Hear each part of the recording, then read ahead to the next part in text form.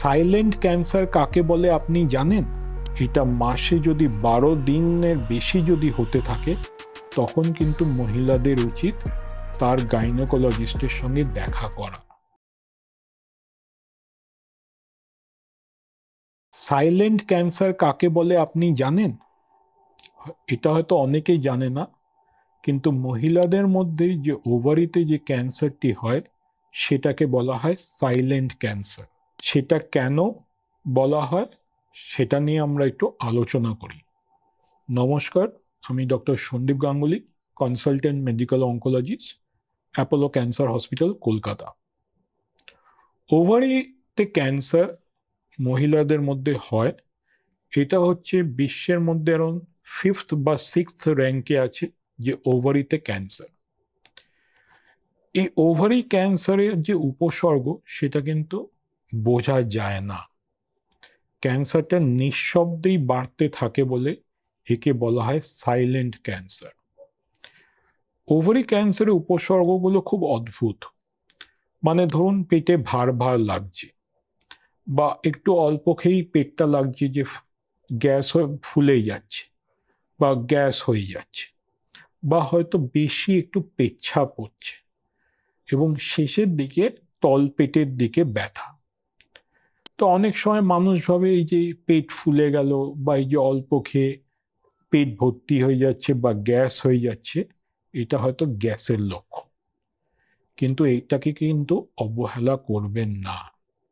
এটা মাসে যদি 12 দিনের বেশি যদি হতে থাকে তখন কিন্তু মহিলাদের উচিত তার গাইনোকোলজিস্টের সঙ্গে দেখা করা। কারণ এটা আল্ট্রাসাউন্ড করে বোঝা যাবে যে ভেতরে ওভারিতে কোনো টিউমার হচ্ছে কি হচ্ছে না। এবং অনেক সময় ওভারি ক্যান্সার কিন্তু প্রথম প্রেজেন্ট করে কাশি এবং শ্বাসকষ্ট, এবং সেখানে দেখা যায় যে এক্স-রেতে বুকে জল জমেছে। তাই এই ওভারি ক্যান্সার সাইলেন্টলি গ্রো করছে বলেই কিন্তু একে বলা হয় সাইলেন্ট ক্যান্সার।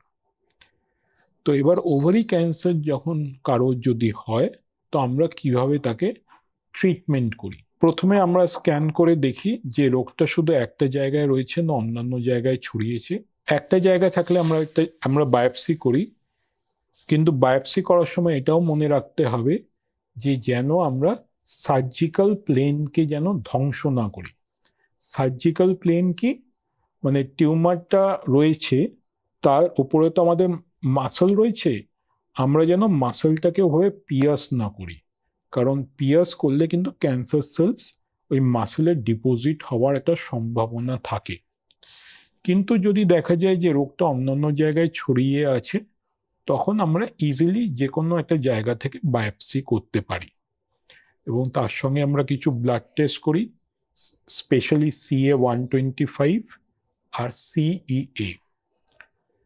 তো যদি দেখা যায় যে রোগটা শুধু একটা জায়গায় রয়েছে, তো আগে আমরা সার্জারি করে কিমোথেরাপি দিই, বা যদি দেখা যায় যে রোগটা অনেক জায়গায় ছড়িয়ে আছে, তখন আগে আমরা কিমোথেরাপি দিয়ে তারপর সার্জারি করি।